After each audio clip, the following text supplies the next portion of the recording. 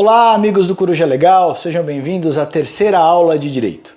Na primeira aula de Direito, vocês se lembram, nós falamos sobre o conjunto de normas, de leis do nosso país, denominado ordenamento jurídico. Nessa aula, que você pode assistir, se você não assistiu, vou colocar aqui um link, um card para essa aula, nós falamos que as leis, esse conjunto de leis obedece a uma estrutura hierárquica que ilustramos como uma pirâmide. E no topo dessa pirâmide está a Constituição Federal. Na segunda aula, na semana passada, que o link também está aqui em cima, se você não assistiu pode assistir, nós falamos sobre a Constituição como um código de defesa do cidadão.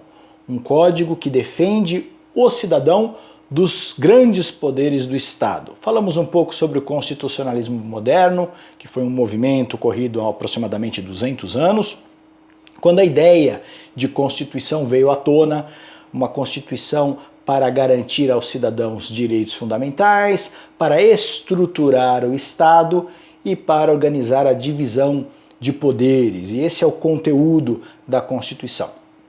Se você ainda não se inscreveu no nosso canal, não perca tempo. Inscreva-se, acione o sininho para receber as notificações e se você está assistindo essa aula na página do Coruja Legal do Facebook, não esqueça de curtir a página. Vamos lá, vamos ao assunto de hoje. Hoje vamos entrar no conteúdo da Constituição. A primeira pergunta é: qual é o nome do nosso país? Ok, eu sei que é Brasil, mas qual é o nome completo? No artigo 1º da Constituição Federal está a resposta. A República Federativa do Brasil, vírgula. E aí continua. Mas hoje nós vamos parar por aqui. Nós vamos falar sobre o nome do nosso país. República Federativa do Brasil. Você sabia que esse era o nome do país? Pois há pessoas por aí que se confundem com isso. Eu vou mostrar um videozinho de alguém que se confundiu com o nome do nosso país. Acompanhe aí. Porque eles criaram uma moeda única na Europa sem que houvesse um país, né?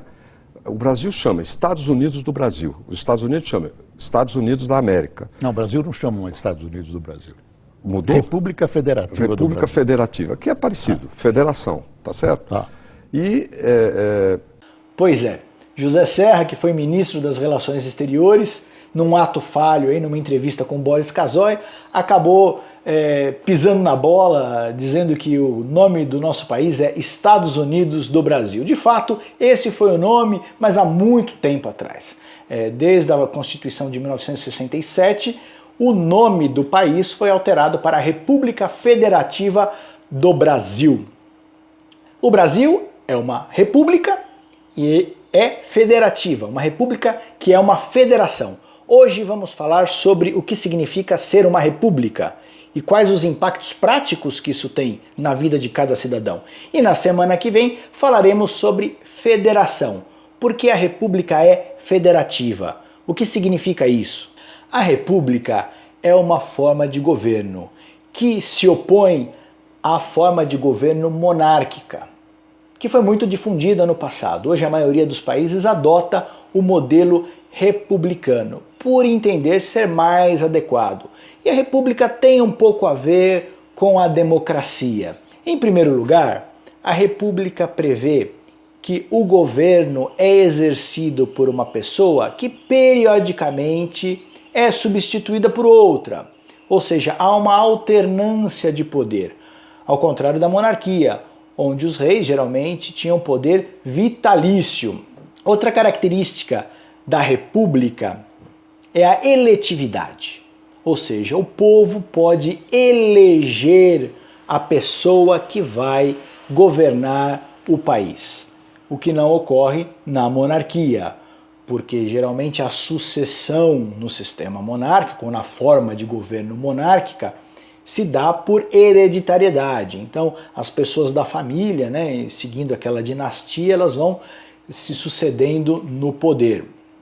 E na república, os governantes são eleitos pelo povo ou pelos representantes do povo.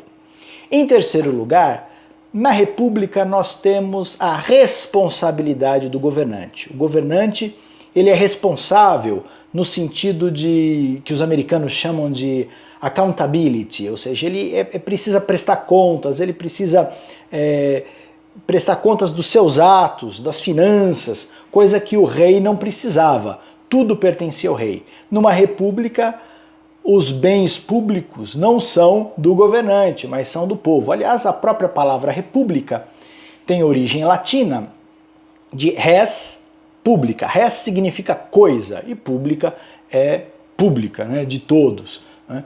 Portanto, quando você olha para uma via pública, entenda que ela não pertence ao prefeito. Quando você olha para um prédio público, entenda que ele não pertence ao governador, ao presidente, mas pertence a todos nós. E todos nós, como cidadãos, temos o dever de exercer fiscalização sobre aquilo que é nosso, sobre a coisa pública, sobre a fazenda pública, ou seja, o dinheiro público.